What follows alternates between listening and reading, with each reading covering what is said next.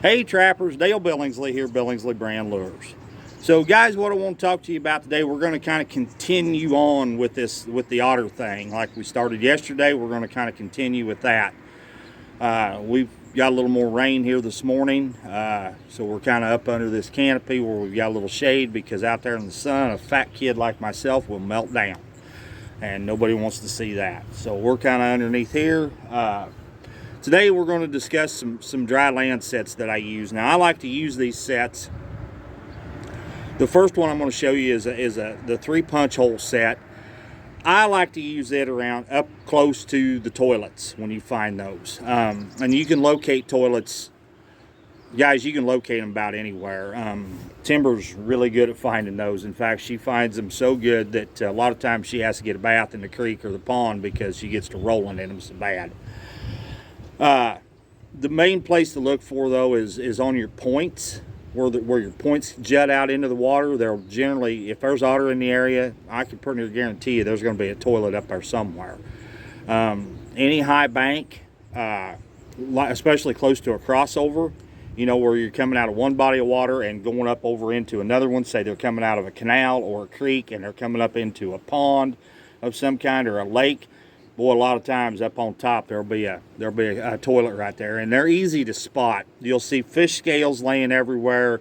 You'll find droppings and scat. You'll find vomit. Be a lot of sign there, and you'll see too where those otter will swirl and twist up grass and leaves, and it'll look like a little mini tornado had been in there. And that's an otter toilet. That's they just do that. I don't know why, they just do.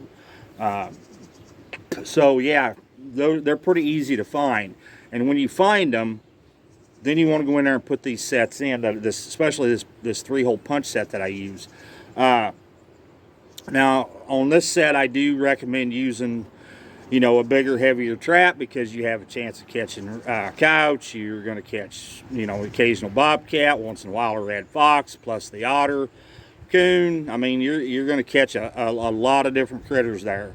Everything is kind of attracted to that otter toilet. There's a lot of smell there. There's a lot of dead fish smell there. A lot of times you'll find dead, half-eaten fish laying up there close. So everything is attracted to it. So kind of with that being said, the other set that I'm going to show that I like to use is basically the same kind of flat set that you would put in for a cow. Okay? Believe it or not, when you find those sandbars along the creeks and along the rivers that have got otter tracks all over them, you'll see where they've scoured the sand. There'll be otter tracks everywhere, and a lot of times there'll be vomit or droppings or scat there too as well. You can put in these flat sets for those otter just like you would make them for a cow. No difference in them. The only difference is in the lure and the way that you lure it. So kind of without further ado, let's jump off into this a little bit. All right, guys, so there's the 3-hole punch set that I like to put in. And you can see, I hope anyway, the holes are down in the actual bed of the trap. They're not up on top. I have found that when they're up on top, a lot of times those otter will come in there and they'll kind of slide around and roll on things a little bit.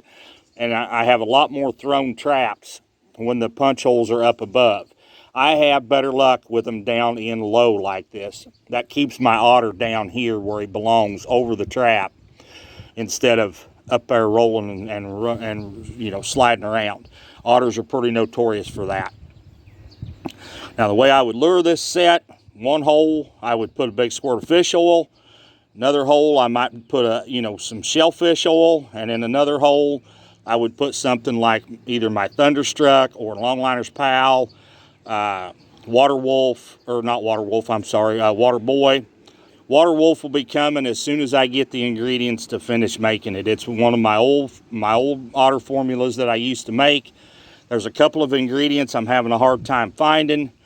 Once I get those ingredients found, we'll have Water Wolf again. But yeah, lure, you could even use, a good beaver lure that's got some curiosity to otters in it, such as my Cypress Breaks or my Iowa Silver.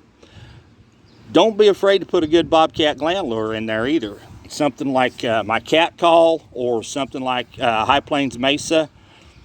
Believe it or not, guys, there's something about that bobcat gland that an otter will absolutely not leave alone. I don't know what it is, but I'm telling you, they will not leave it alone.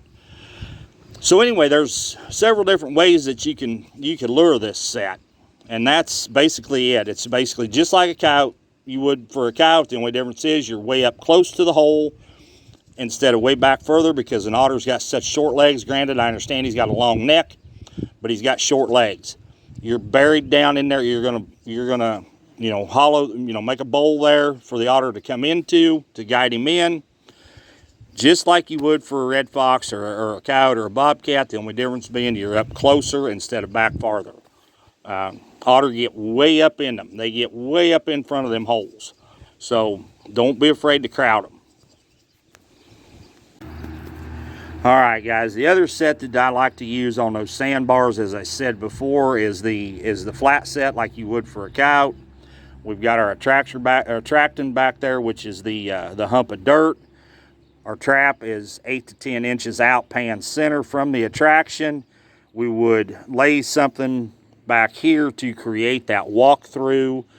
The only thing you would do different is you would give this a good shot of fish oil, a good shot of shellfish oil, and then definitely always, and I can't stress this enough, always a good shot of bobcat gland lure of some kind in that attraction. Stake these things down good and solid, guys, on those sandbars. You're gonna catch coyotes, you're gonna catch raccoon, you're gonna catch a bobcat occasionally, and you're gonna catch otters. You can't miss on these. I mean, I don't know what it is about that bobcat gland lure, but I cannot stress that enough. Those otter absolutely will not leave it alone. I know some of you that watched my videos last year tried it, and I know now that you will swear to it as well. You can't hardly miss with a good bobcat gland lure and otters. They seem to go hand in hand. Okay, guys, and the other thing you can do with otters, and I didn't bring one with me today because I don't use very many of them, because around here they're more of a possum pail than anything else, and that is a bucket set, especially on those sandbars. You can put in those buckets with, you cut notches in the mouth of it to fit a 220 or a 280 conibear, whichever one's legal in your state. If they're not legal in your state, such as like Missouri and Ohio, you can bed a big number 3 or a good strong number 2 out in front of that bucket and catch otters that way just as well. And what you would do is throw a big chunk of fish in the back of it, get lured up good with a good shot of fish oil, shellfish oil, mink gland lure, bobcat gland lure. Give him plenty of an odor there. And again, you're going to catch raccoon, you're going to have a bobcat shove his head in it once in a while. You're going to catch mink, but you are going to catch otter as well. Stake them buckets down good, stake them traps down good, and I'm telling you guys, they're deadly on them. Guys, I know this is kind of a short little video, but I really believe there was some pretty good information in it should you choose to use it. If you haven't already, please, if you would, hit that thumbs up, hit that notification bell, hit that subscribe button for me, and share these videos. It means a lot to me when y'all do that. I appreciate y'all tuning in. Once again, this is Dale Billingsley with another one. Signing out.